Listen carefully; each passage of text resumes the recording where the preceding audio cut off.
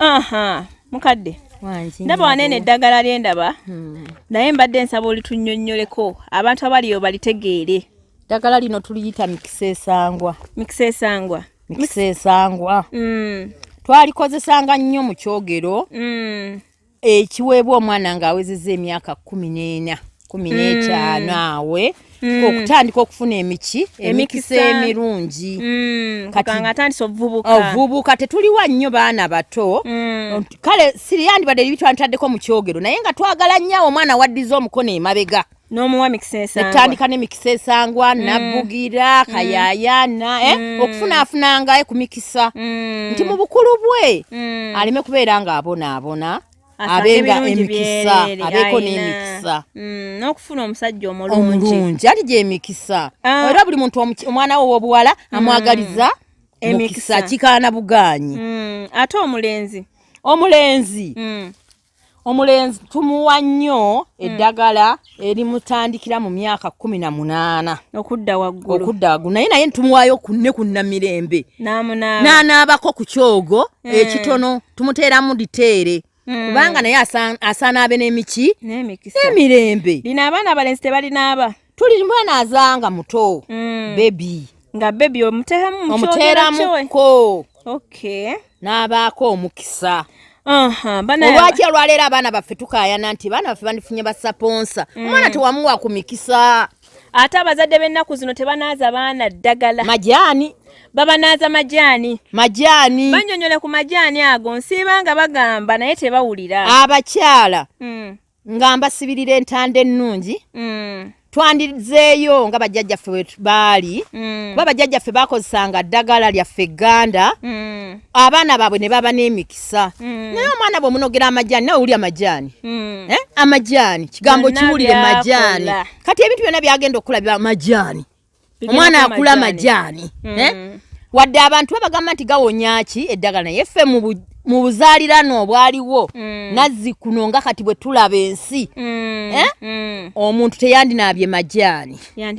Yandinaabye eddagala. Kati abazadde abali yabagamba nti bw'onwaza omwana w'eddagala bibeera bintu bya sitaani. Obagamba otya?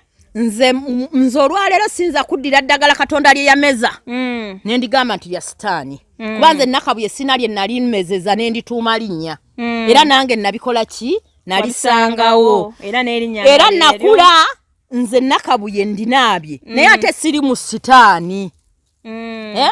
Kuba nze Margaret. Nakabuye erinnya eryambatizibwa. Sitaani mweteekako bweteesi okuga nti neefudde ki? Sitaani. Lwaki eddagala lino lyensanze siriita sitaani?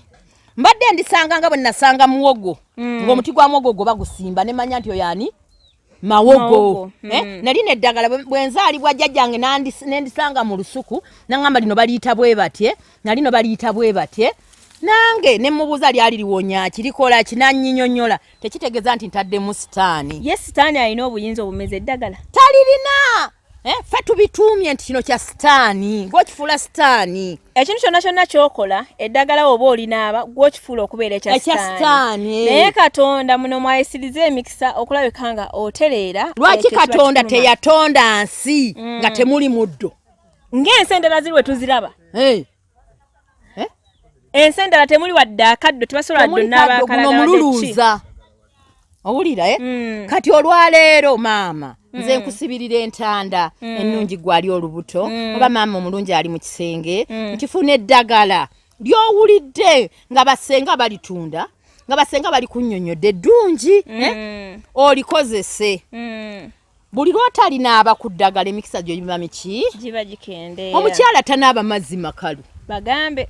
Soko onaabe sabbuuni watukule bulungi nnyo tukule bulungi nnyo. Oyenge n'eddagala lyona. Obeeyo n'eddagala lyo nga liri mu kacupa bwe kati nga kana akamurezooli abaana mwe banywa amazzi yaketi. Kati katwale gy'onaabira omaze okunaabako eddagala lyaffe liyiwe mu kabaafu ko muli weeyiweko eddungi. Omwami akwagale. Naye gwe n'onaaba amazzi amakalu. Ate ne mudiva. Nga n'omwana omuto bamunaaza kyogero. Okitegeera. Kati gwe mu bukulu bwo onaabye eki? Temuyina kye mumanyi. Kyova era twasalawo n'eddagala weeri tuli bateere mu bizigo. Webale nnyo. Kubanga ebizigo bijja mwanguyira okwesiiga. webale nnyo oli ayinza okugamba nze kinabyo kyange tekigenda mu bikoola webale ate nekitali kikoola olwaleero twagonza mu ddagala lino basinga eddagala lino tuli kufuna ne tulisekula ne tulyanika ne lifuuka enfuufu obufuufu obwo osobola obumamirira ku tuzzi two ng'ogenda okunaaba n'ekiyigo tojja kulabamu kantu nakamu jjukira ebiyigo byaleero byakusiimuula ne kankisiimudde bulungi n'omulala akinaabiramu tayinza kujja kugamba nti ate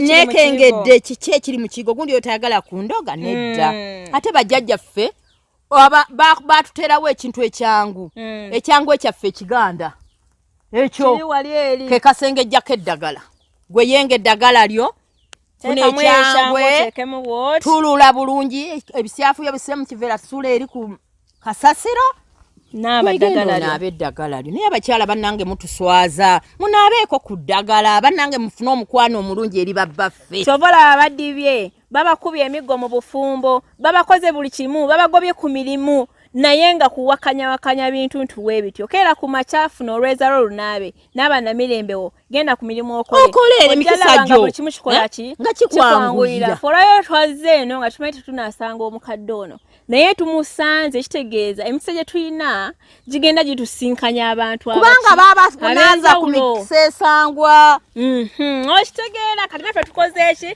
tumusanze senga mabiri senga w'abaselebu ndi Mulago 2 opposite ne church ya Kakande wobonsanga 0700 737114 mbere bulungi mwelaba